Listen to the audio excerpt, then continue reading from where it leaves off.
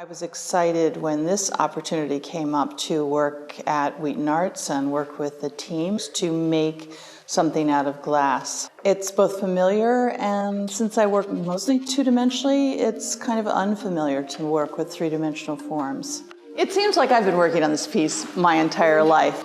As I was preparing for the process case, I started to go back in time and look at all my sketchbooks, and there's references really that go way back. The explosion, this kind of electronic charting, this atomic bomb, atom shapes, all of that. It's like encounters of the third, close encounters of the third kind. You know, it's not the mountain, but it's maybe the atomic energy shape that I seem to be making. I just didn't know why I was doing it all the time. I think working with uranium and glass was a real draw to this, and I wanted that to underscore anything that I was going to do down here. Being an atomic baby, atomic bomb baby, you know, I can't remember a time that there wasn't a fear of atomic detonation. I wanted to do something that people would consider what can happen when you actually look back in history, especially at Hiroshima and Nagasaki. What can happen when you actually push that button? The fact that the annihilation of the Earth could happen in such, I'm not going to say a blasé way, but something where people aren't thinking through, and it's all about power, with nuclear weaponry still as part of the equation of what happens in wars between each other. I wanted to say something so people would really consider what was going on and maybe raise a little more outcry. Kristen walked me through the museum collection, and when we walked by the showcase, she said, wait, let me push this button. There was this great blacklight moment, and the glass became a glow, an emanation. I think that was really an instigating, motivating aspect to what I wanted to do. So I really thought I have to incorporate the blacklight, and I really want to have a button to push. And I could have done this actually also without working with Skitch Mannion, who really went in and figured out the ratio of uranium to glass and photo decals from Art for Decals, the company, to get some of the photo images into the glass itself. I worked with Sam Dole as an artist assistant for a long time.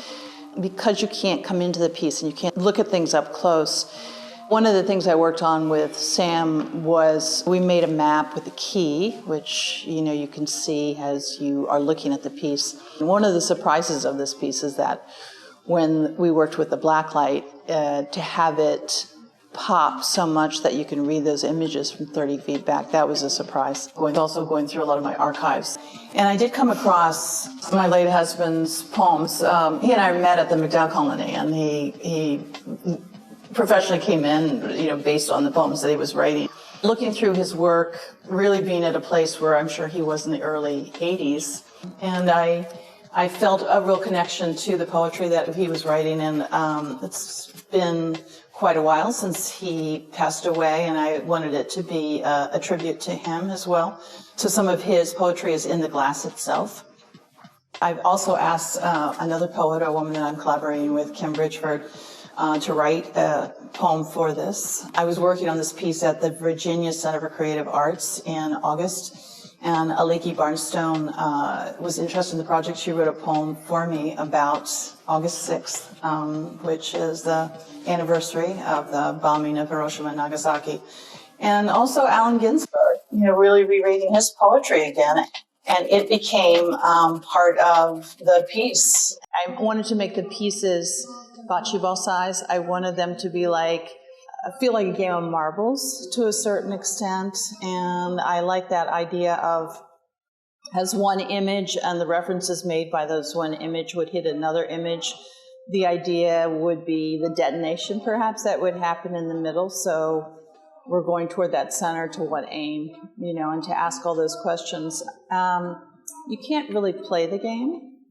In actuality, it's more conceptual, but I love the idea of using the sand and the radioactive sign with the sand has a way of kind of tracking the game, and the pieces themselves track the history. And, what I'm installing has to do with where am I right now in a life, and how do I want to express concerns or react to or share with anyone who's viewing the piece, and also what kind of discussion would I like to promote, and also educate, I suppose, is part of it as well.